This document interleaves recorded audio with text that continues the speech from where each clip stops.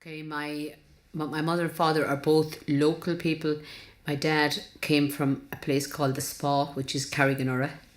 Um, my mother came from the village here, from Sleep. Now she was born in Drumdowney, but they're both local people.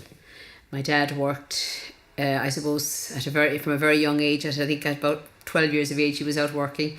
Worked with farmers for quite a number of time. Then he worked in Halligan's bicycle shop in Waterford, and then worked in Power Seeds. And my mum worked in the radio factory, and she worked in various farmers, and then was a stay at home like after that. So they're both very How lovely. did they meet? And that's an interesting one, Ali.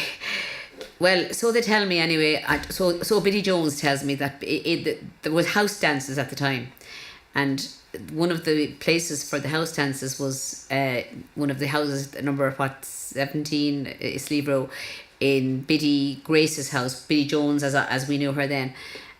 People used to come to play music there, and then they'd have a few locals. So Mum and Dad met in Biddy Grace's. Oh. The rest was history. And did they play instruments? They did, yeah. Dad played the fiddle, and my mother played the box. So that we always had music in our house, Ali. Oh my God, we had music from day one. Like, I never played anything, believe it or not. But my brother Paul played the guitar from when he was about 3 or 4 years of age. We had to put up with listening to music for breakfast, dinner and supper. And why did But you not it pick was up an instrument? great. Honestly, Ali, I don't know. I just never did. I never did. And, you know, But you sang.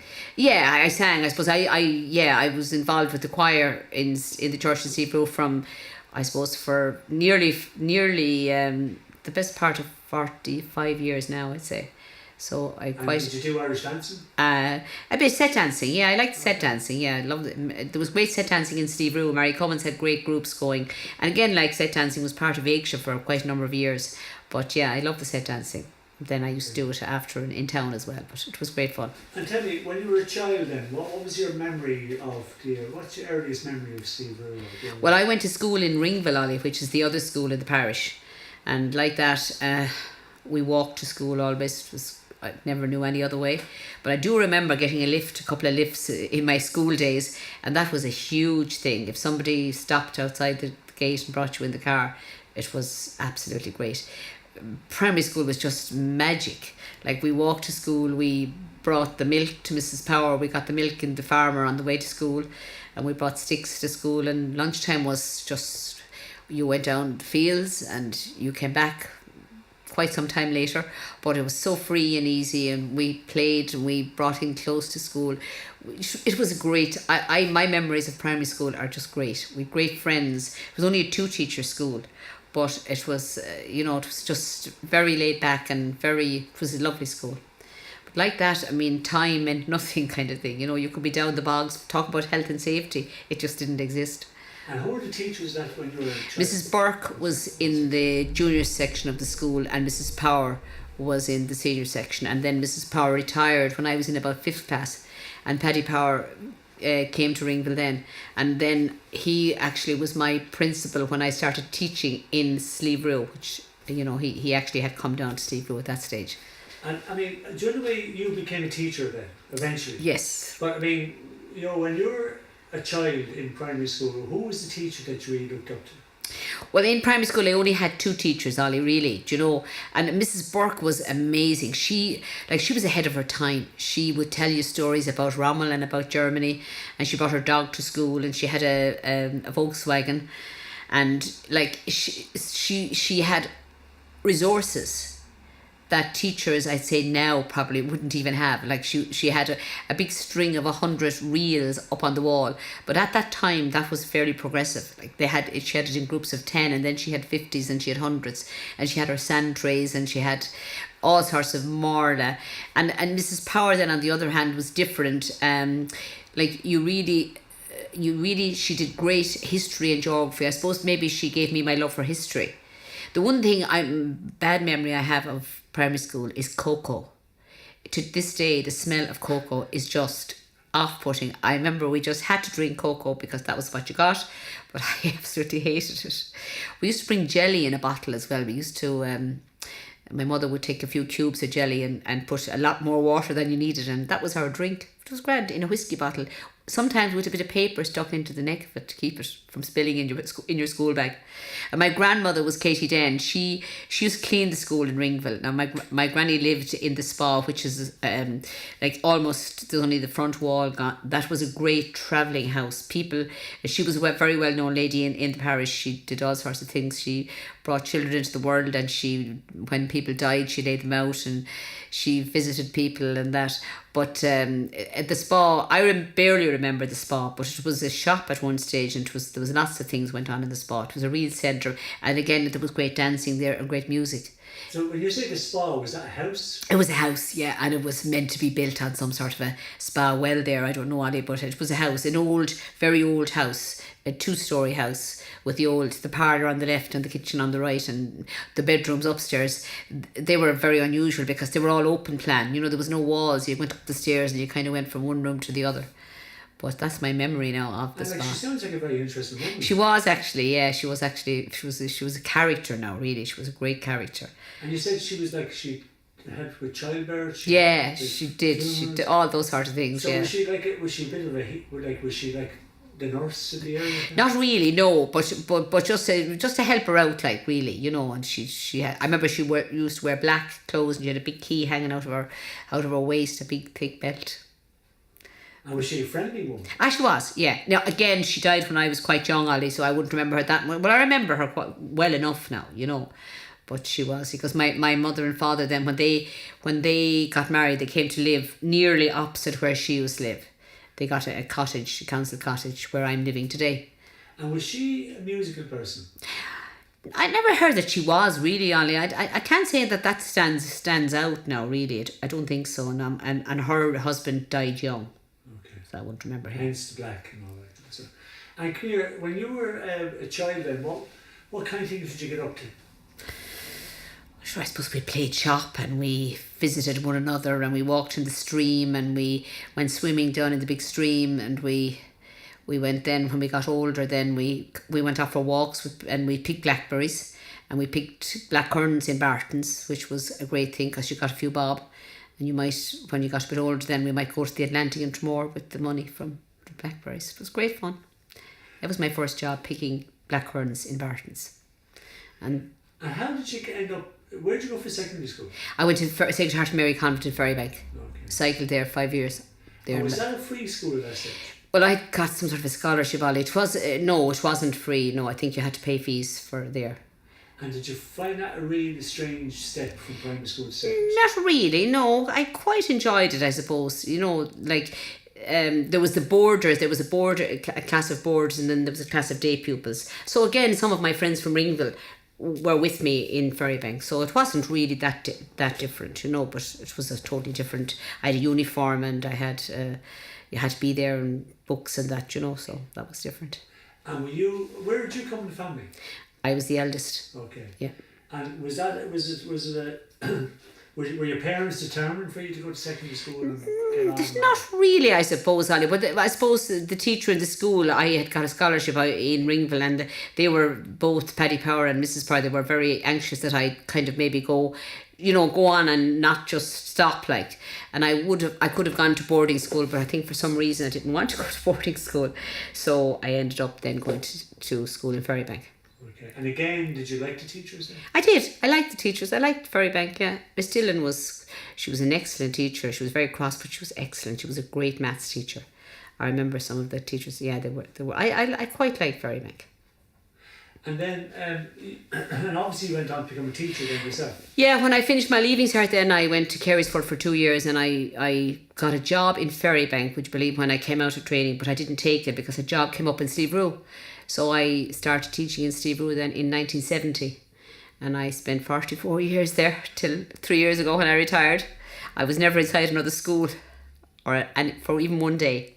Okay, and what, I mean, you were originally in Ringville. Yes. Was there ever a different, I mean, what was the story, what was the relationship between Ringville and Slieverue? Well, I must say, as a teacher in Slieverue, I always had a great relationship with Ringville, because again, for half my time, I suppose, when I became principal in 93, Josephine O'Dwyer became principal in Ringville, and we were both in school in Ringville together. She was only 1 year behind me, so we knew one another. So we did have a very good relationship, really. Then you had communion was held. The two schools came together for the sacraments, communion and confirmation. So yeah, no, it was quite a good relationship, really. And what changes did you see over the 40 years? Like you were... I suppose, again, the school was very small when I started. It was only really 4 teachers. I was the 4th teacher, and it grew then to 8 single classes, and it doubled really the numbers. But the children didn't really change that much. I suppose parents' expectations became a bit different. Parents were more educated more and pushy, or? Not exactly pushy, but I suppose they were again, as time went on, they became educated themselves, Ali. So they were bigger into education than, say, parents when I started in Slieverue. But another thing, I suppose, when I started in Slieverue, there was a number of farmers there. And like by the time I finished, there was only a handful of farmers. It's amazing the changes in but the school, the history of the school is interesting, in that the first school in Slieverue was inside the church gate, nearly in line with Stapleton's, and that's why actually there's no graves inside the gates, because the school was there. There's quite a green patch there. And then in 1884, I think they went up to the first school, solid school. Like it was I think there was 3 teachers in that school, and that people went there to 1966 when they left that school. And that school is today, it's somebody's house, it's a residence, and they came down then to the new school in Slieverue in 1966, which was it was very modern, it was beautiful at the time, like it was great. And Ringville opened the same year, so both schools were open the same time. Okay. And do you know the sorry.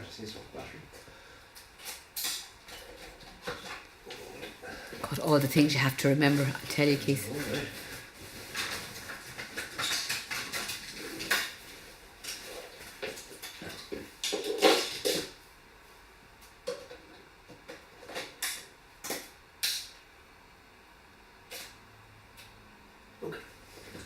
And the other way in like from doing this documentary, we've seen a huge connection to Clover Meats. Yeah. I mean, would you have seen that through the children? Some of the children, some of their parents, and their aunts and uncles would have worked in Clover Meats. Quite a number of them, I suppose, in my early time in Slieverue. Yeah, and they would get their meat from Clover Meats, and that was a great employer in the area. It was the main employer, I suppose. You had the farmers, and then you had... That was really the main employer. I suppose most people worked around Clover Meats. Now, when you're talking about the farms, when you started off first, was most people... Was there a lot of smaller farms? Yeah, there would have been a lot of smaller farms, Ollie. There were quite a number. Whereas by the time I finished, there was a very small number, but much bigger farms. Okay, more commercial. Yeah, absolutely, more commercial, exactly. But not that many either, Whereas now the population is much more kind of like it's kind of like a commuter belt in a way. It is really, because we're so close to Waterford now, you see, and like the road is better, and that it's easier to get in and out, so it is, yeah. But still, I think Slieverue still has its own identity, really, it has. Like, I think EIGSE has probably helped to sustain that, really, And obviously the GAA has as well. Absolutely. And the GAA in the last 10, 15 years, they've done huge work, like with their playing fields up there.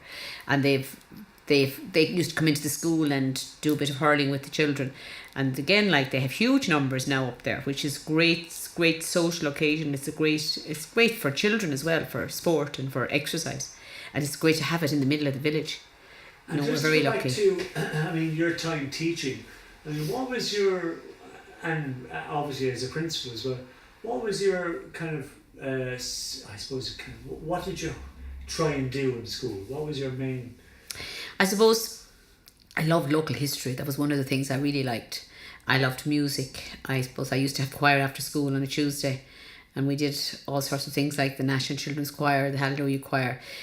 I liked to get children involved, Ollie. It didn't really matter how good they were or anything, but I just thought giving them a chance you know, whether it was like the singing or the history or going on school tours, or, you know, I just felt like that it would be lovely just to get the chance. And I think, you know, I think nowadays people, it's amazing that children can take so much from something if they're given the chance, you know. And at the time, sometimes even, you know, even I know, even swimming, things like that, sometimes children don't want to do it, but down the road they're glad they did it. But that was always my thing, you know. I was lucky, I suppose, being principal, that I had chances to do things and to kind of give the children as much as I could. We had a homework club as well, and that was great. You know, it was only really for children that really would benefit from it. Very small, and we had volunteers coming in, which again were great. The volunteers were fantastic. And there seems to be a great sense in the community of people volunteering for different things. Yeah, there's quite a lot of things going on in Slieverue. Like you have St. Vincent de Paul, you have EIGSE, you have the GAA. Then you have the active retired. They have a great group going. Then you've church choir, and then we have the Simply Singing now, which is a new choir. You have the play group again, which is again in the middle of the village, and it's a good hub. And you have the Jonah for the special needs children. Again, we're very lucky to have that in Slieverue, because, you know, it gives children a chance to be near their own home. I'm sure there are lots of other voluntary groups as well, you know, but I suppose over the years, Slieverue was a great place for bazaars and for activities like that. Like going way back now, you know, it was a great time for fancy dresses, and you had sporting occasions, and some of those are still kind of nearly there, you know. But yeah, I think Slieverue, there's great volunteerism. Okay, I can't find any other questions.